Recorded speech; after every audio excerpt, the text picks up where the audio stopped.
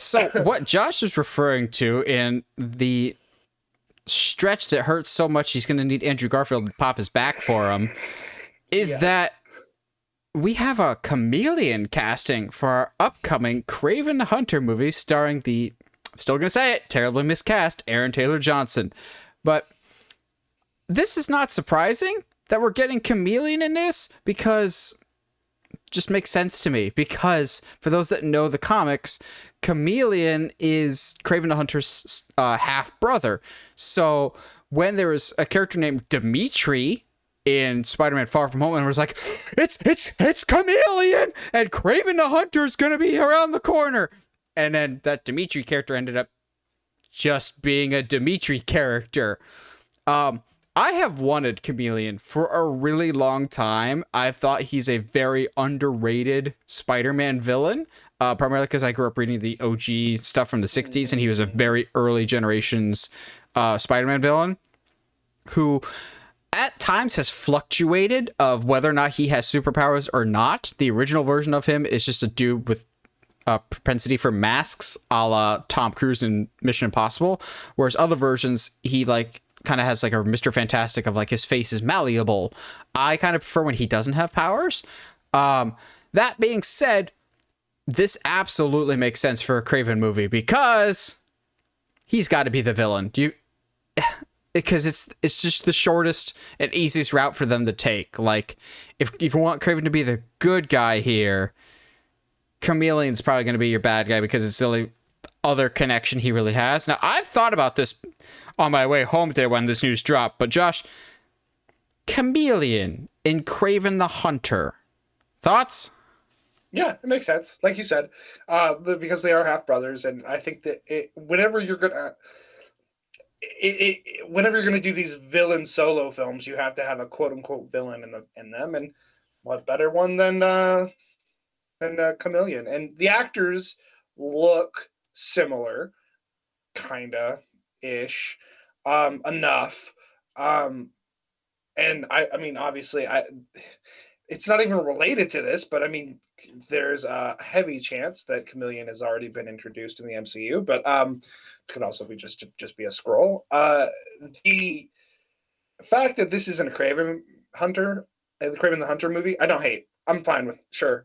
Even if it's not a villain, even if it's just to be like, hey, this is your half brother, and y'all disagreed or whatever, and so now you're gonna work together. I don't know, like there's stuff, there's ways you could kind of do stuff with it. I'm with you in the I prefer it when he doesn't have superpowers.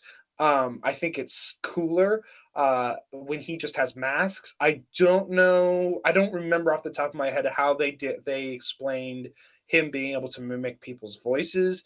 In one version, he dips them in acid, and so he uses the dying screams of them to match their pitch. And I'm going, oh, so someone just wanted to be an edgelord for being the sake of an edgelord on that one. Yeah, darkness, no parents.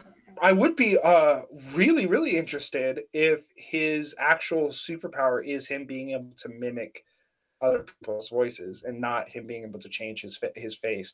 I don't know how you get there.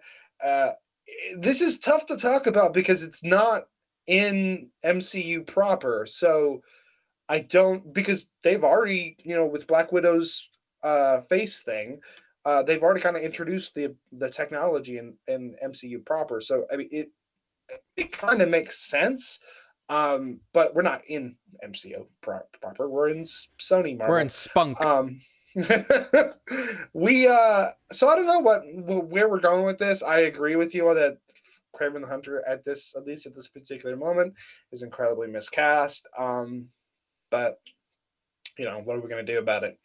It's not like we can, like, this isn't Sonic. We can't pretend that we can do a petition and change things. So, the actor's name is Fred Hechinger from White Lotus on HBO. Never heard of it. Don't know if he's a great actor or not. This is the approach that I would take, and I don't know if this is what they would do or not, But I would kind of go with the Cain and Abel approach for this, but twist it a little bit of maybe his dad, maybe Chameleon's birth dad, adopts Kraven into the family. So like Chameleon is the birth son, and Kraven is the adopted one. They're half brothers. But Chameleon's father begins to favor Kraven more, takes him out on hunting trips and everything else, while his dad, sports a very loud leopard print coat. And so one day you get Chameleon murdering his own father, and Kraven goes on a hunt to kill his own brother in Chameleon for the death of his father. And that's where he would get the jacket from, of making a big game hunter. Of the hunt, his first hunt is his brother, a master of disguise, someone that can hide in the shadows.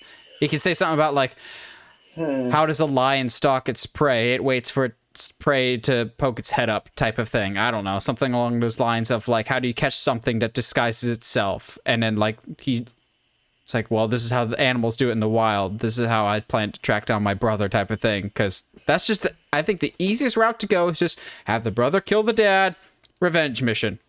Or, in the comics, Chameleon is the one that introduces Kraven to Spider-Man and tells him, hey, there's this web slinger. You should try and kill him. He's the best at what he does. So what I'm saying is it should have been Andrew Garfield as Chameleon. I hate you. I hate you for that. I hate you for that. I don't hate it. I don't hate that idea. Because Andrew Garfield is a chameleon of an actor. Yeah, he's fantastic, and I don't hate that idea. But we're just basically like I can't say it because I want this to be the thing that's happening in Andrew Garfield Spider-Man's world.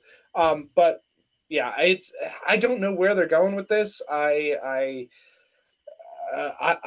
feel like this is harder to do than Morbius. And I don't know why.